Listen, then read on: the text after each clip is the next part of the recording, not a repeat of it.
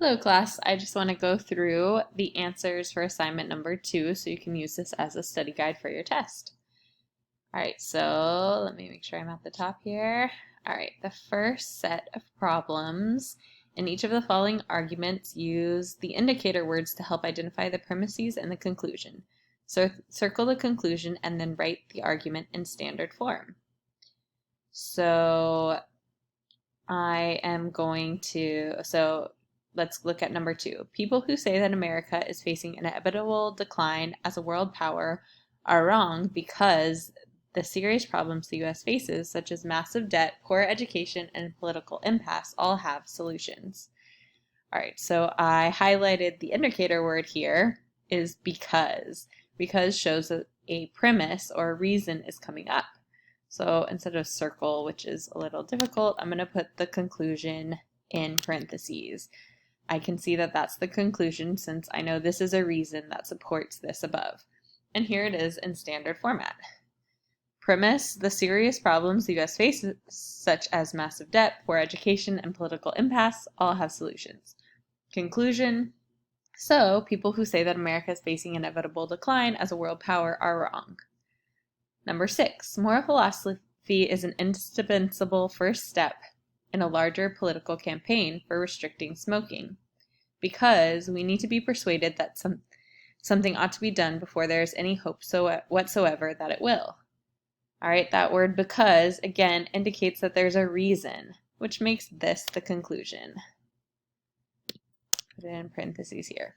We need to be, so here it is in standard format. Premise 1, we need to be persuaded that something ought to be done before there's any hope whatsoever that it will. Conclusion, so moral philosophy is an indispensable first step in a larger political campaign for restricting smoking. All right, next set of problems. In the following problem, the conclusion is enclosed in parentheses. Try to insert appropriate indicator words before sentences that are premises or conclusions and see whether the passage makes sense. With some choices, the sentences might need to be rearranged. All right, I highlighted this because I did already work through these examples. The human mind is not the same thing as the human brain. That's the conclusion. And what I did is I inserted the indicator word because here to indicate that there's reasons coming up. Because the human body, including the brain, is a material thing. Maybe I should say, well, the human mind is a spiritual thing. And nothing is both a material thing and a spiritual thing. So I inserted the word because to indicate that this was a reason supporting this conclusion here. In the following problems, the indicator words are italicized. Try to determine whether an argument is offered or whether the indicator words are used as a part of a causal explanation to indicate a passage of time or for some other purpose. So here we're illustrating the fact that, look, although the indicator words help identify arguments and premises and conclusions, it's not like a easy one-for-one every time there's an indicator word. There's definitely a premise. You still have to use some critical thinking skills, but they are a good indication that it might be. So number 4, since, indicator word, Peter the Great, there's been a long, distinguished list of non-Westerners who have sought to bring the ideas of the West to their countries. Well, it's not saying since to back up some conclusion, like to give a reason, right? You should do this since it's a really good idea. It's saying since in the idea that since that time period, since the time period of Peter the Great, there's been, so it's a passage of time here. Number 6. This promotion of colleges to universities is consistent with the long-honored American custom of raising a thing by adding the number of syllables used to describe it. For example, rain is raised to precipitation. College has only 2 syllables, and even seminary only 4, but university with 5 syllables adds distinction. Thus, University of Montevallo, Alabama, Upper Iowa University, Midwestern University, Texas.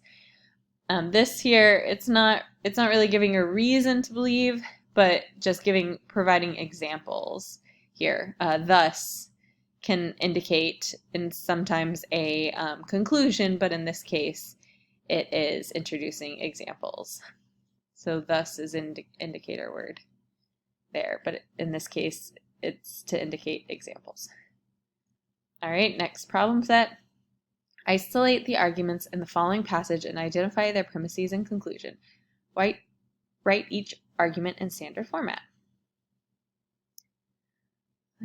All right, and I am still highlighting indicator words because I think this is the best way to keep, it's a really good thing to practice. All right, because publishers are aiming at a national market, that indicates a reason here.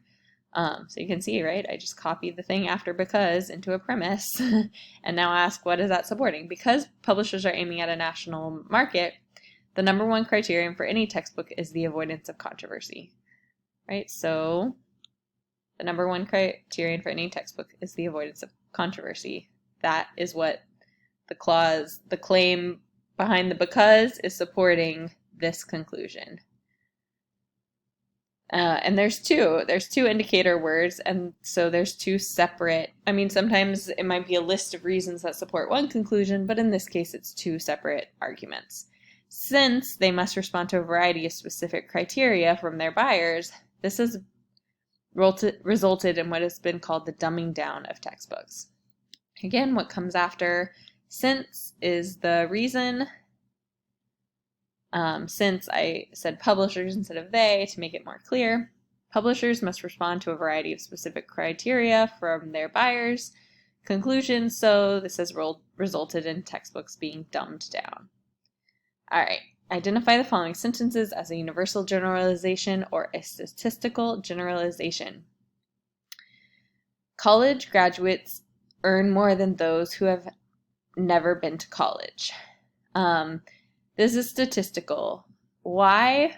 I like to ask myself, can you insert the word all and it makes sense? Can you say all college graduates earn more than those who have never been to college? No, not at all. I think, I don't know, there's lots of famous examples and now I can't think of anyone of somebody who didn't go to college but ended up earning a ton of money.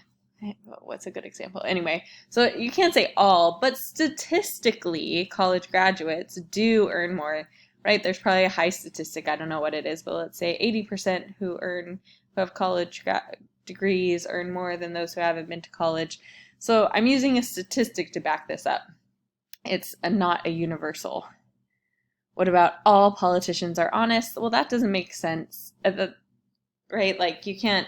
It's not an all, maybe statistically politicians are honest more than not, but again, this would be a statistical claim. Computers are not immune to viruses. This would be a universal claim because you can say all computers are not immune to viruses.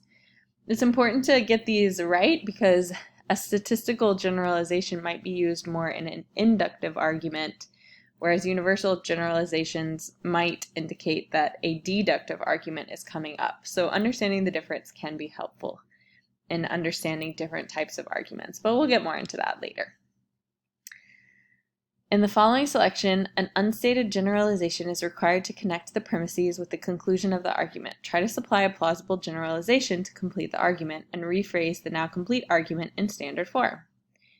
Using drugs is wrong because people addicted to drugs neglect their duties.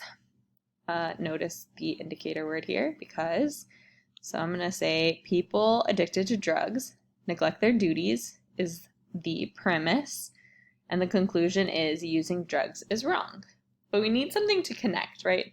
So people addicted to drugs neglect their duties, so using drugs is wrong. If you really want to connect that and make this into a deductive argument, you need this this sort of unstated premise. So people addicted to drugs neglect their duties, and neglecting your duties is wrong. So using drugs is wrong. You can kind of see how it used neglecting their duties is wrong. It kind of connects the premise to the conclusion. And sometimes this is the most interesting premise to talk about, so it's important to state those unstated premises because when we're talking about what's right and wrong, that's often what's most controversial. So when that's not stated outright, it becomes harder to analyze and think through these arguments. All right, this has a long video, so good luck, and I will try to post another video for the next assignment.